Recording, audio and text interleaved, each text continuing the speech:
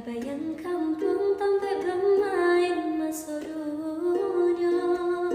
Hindu manahun menyesal diri, siang jamanan semakin larut, mendayu badan pulang ke kampung mengenai cinta. Salam jo barabah, balam lalu barabah mandi. Sairiang salam jo sambah, salam lalu sambah kumbali. Burang nura, burang nuri, malenga-lenggok date pamatang. Sungguh senang hati kami mencari rombongan nan Allah datang.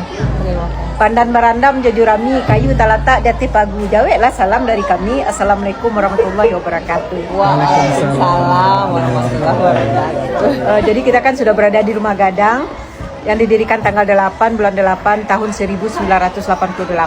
Cantik. Ya, Makanya cantik, estetik. yang menurut almarhum Bapak Bustani Arifin. Ya, tujuannya kenapa dibuat oleh almarhum, kita ini kan perpustakaan. Kenapa kita orang Minang mempelajari adat sendiri harus ke Jakarta atau ke Leiden ke Belanda? Karena literatur itu banyak di Arsip Nasional, Perpustakaan Nasional Jakarta juga di Leiden di Belanda. Makanya almarhum kumpulkan literaturnya, wadahnya didirikan di Padang Panjang sebagai tanah kelahiran beliau. Tapi Rumah Gadang di Minangkabau itu ada dua tipe rumah gadang. Kalau rumah gadang kita ini ada tingkatnya, yang kita sebut dengan anjungan. Satu lagi tipe rumah gadang yang di ujung sana, dia rumah gadangnya rata.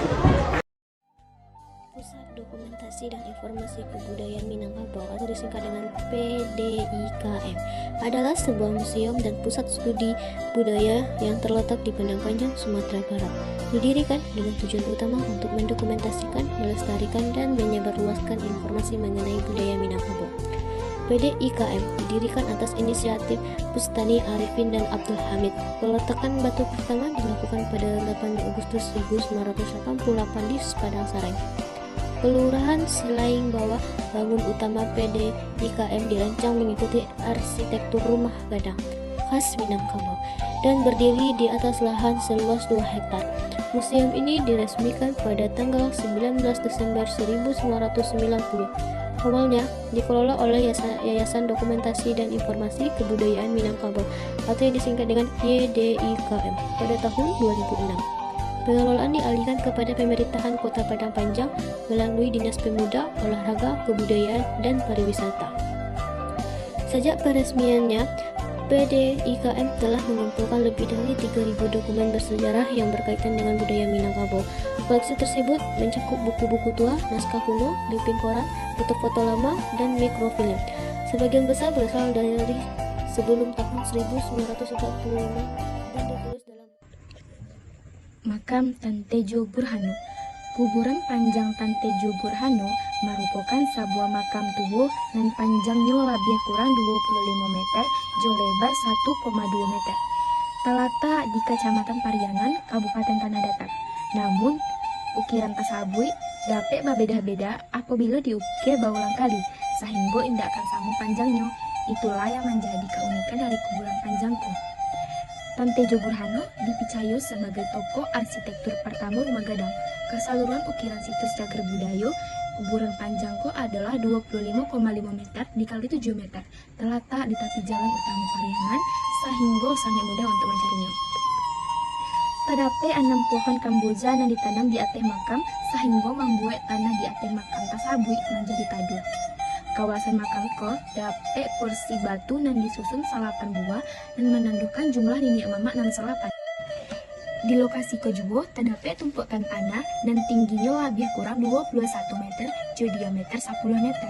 Tumpukan tanah ko dipercaya sebagai galian dari makam tersebut dan akhirnya dipergunakan sebagai tempat pemujaan dewa waktu itu. Di puncak tumpukan tanah tersebut terdapat sebuah batu yang merupakan candi yang paling lama yang terdapat di Pariangan, Kabupaten Tanah Datar. Yuk kita beralih ke Batu Batikam. Datuk Perpatinan Sabatang dan Datuk Katumangungan, beliau dua orang adik kakak tapi beda ayahnya.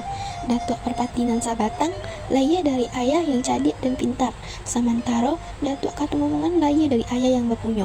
Tapi dengan itu mereka lahir dari rahim ibu yang sama.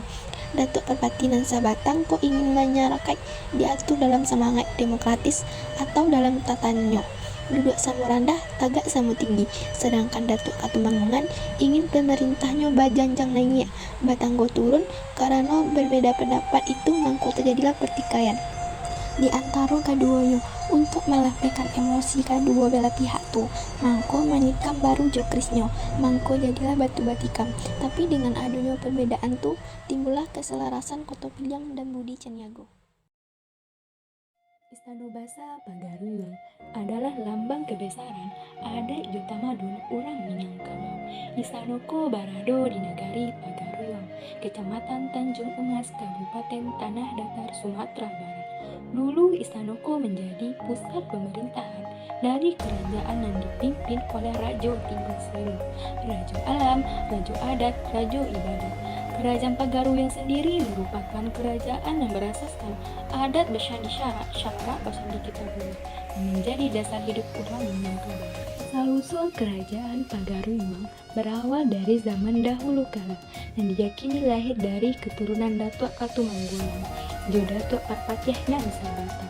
Kerajaan ko mulai tumbuh sebelum datangnya koloni Belanda karena Minang. Kira-kira di abad ke-4 balik sampai abad ke-7 balik. Pagaruyung dipilih sebagai pusat pemerintahan karena lokasinya nan strategis, jo sekaligus berada di tengah-tengah luhak nan tigo, luhak tanah datar, luhak agam, luhak jo luhak 50. Bangunan Istana Basa sendiri adalah rupa gadang tradisi orang Minangkabau, tapi ukirannya jauh lebih gadang juga. Istana ko punya 3 lantai, jadi dihiasi ukiran adat Minang punya makna falsafah hidup seperti kebaikan, kejujuran, kesabaran, jo musyawarah. Gonjongnya nan 26 itu menandakan jumlah raja atau penghulu dari daerah-daerah di Minangkabau. Istana asli ala harantiang diakui sebanyak 3 kali. Yang pertama waktu Perang Padri di awal abad ke-9 balik. Yang kedua di tahun 1966, yang ketiga di tahun 2007, sambaran Petirna menimbulkan kebakaran besar. Setelah kebakaran terakhir itu, pemerintah Sumatera Barat jo masyarakat Minangkabau berusaha mencari dana untuk membangun kembali istanaku. Bangunan baru diselesaikan pada tahun 2003 balik. Jo dibangun sebagaimana bentuk aslinya, pakai bahan-bahan tradisional, walaupun sebagian ala dimodernisasi sebagai perlindungan dari bencana. Dalam istana banyak dipajang baju kebiasaan raja, perlengkapan adat, senjata pusaka, jo perabot.